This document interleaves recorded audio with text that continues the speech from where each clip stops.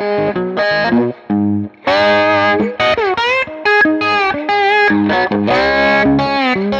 guys, my name is Brian Lemert and I'm a sales engineer here at Sweetwater in our retail store on campus.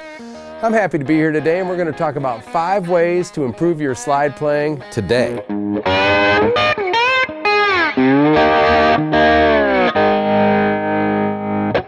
The first thing we're going to talk about, how to set your guitar up. One of the most important aspects of setting your guitar up for slide is the height of the strings. When I set my guitar up for slide, I tend to set it up quite a bit higher than is comfortable for regular playing. I can still push the guitar down,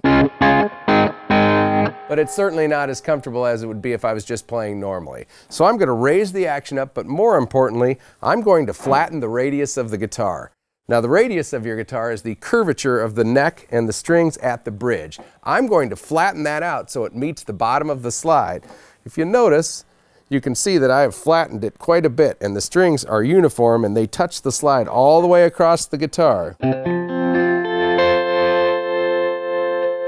I also make a slight truss rod adjustment which is going to raise the action, and then I'm going to use a thicker gauge of strings. This is also very important. I'm going to use quite a bit heavier top 2 strings, the B and the E string. I'm going to use probably 2 gauges up from normal. So I'm going to use about an 11 to about a 52. Now let's talk about number 2, picking out your slide and using good slide technique. Now I don't want you to overthink your slide at this point because you're getting into it and you're just learning how. So any good slide is going to work. I prefer a brass slide. It's probably the, I guess we're going to say, bright and ratty sounding. Chrome is a little bit bright but not quite as ratty. Glass gets mellower, and then porcelain. We're going to talk about something else that's very important. What finger you put the slide on. Whatever works for you is going to be the best. Some people even just hold the slide.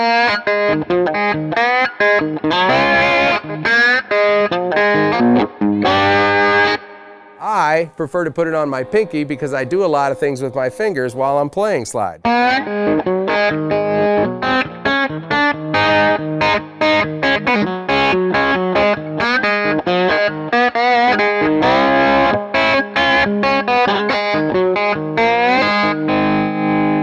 All of which would be very hard if I was holding the slide or putting it on my index or my middle finger. Usually the ring finger or the pinky is the right finger to get the most out of what's going on behind the slide.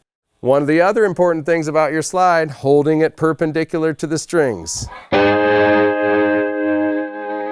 you don't hold it perpendicular, it's not going to be in tune. Real simple, listen.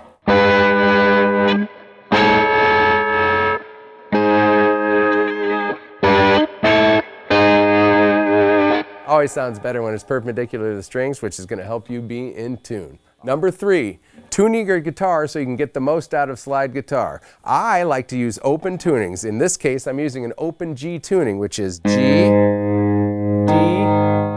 G, B, D, and then the low string is a D. So I have a chord going on starting on the A string. Makes it a lot easier to go.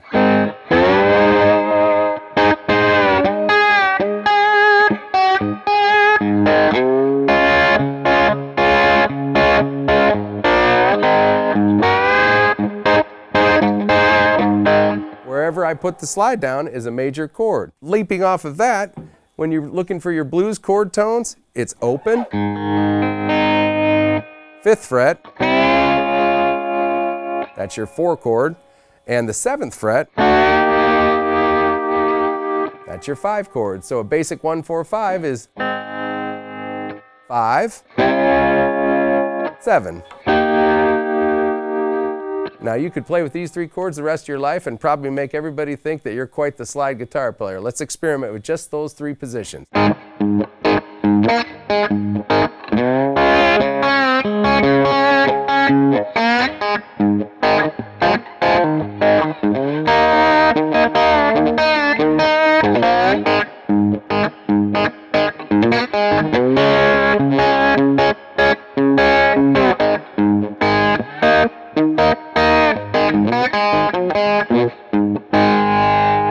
Moving on, number 4, we're going to talk about licks in open tunings. One of the most important things to do when you're playing licks in open tunings is to understand the difference between an open voicing and a closed voicing. An open voicing is going to be the voicing when you're not touching the guitar.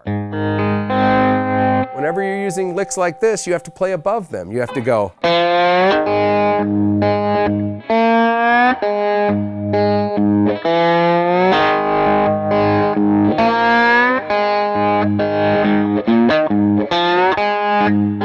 Going up and then to the open note.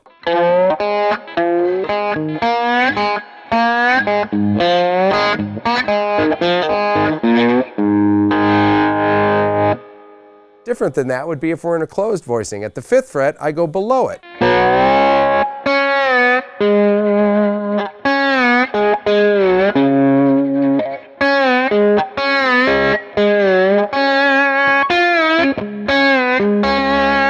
To the open.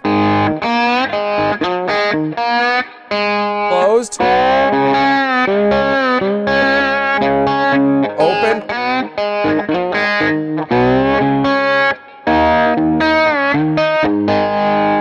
So you're going to approach it differently. If you're playing open chords, you're going to have to play your slide licks above it. Playing closed chords, you're going to have to play behind it. Here's a good example of closed at the 12th fret.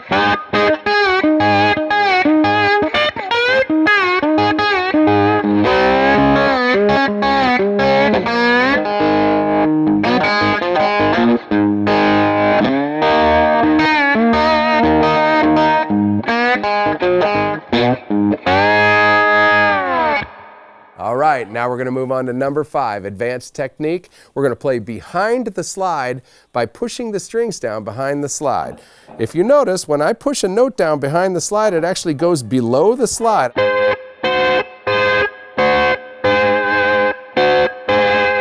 So by pushing this note down and letting it go,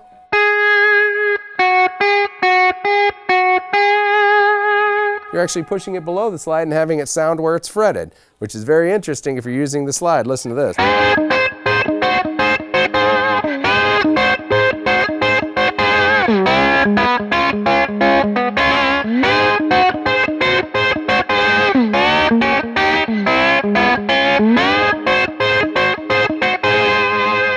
Thank you very much. My name is Brian Lemert. I hope you've enjoyed 5 ways to improve your slide technique. If you have any questions about the gear we're using or anything that we can help you on your musical journey, please call your Sweetwater sales engineer today. Thanks.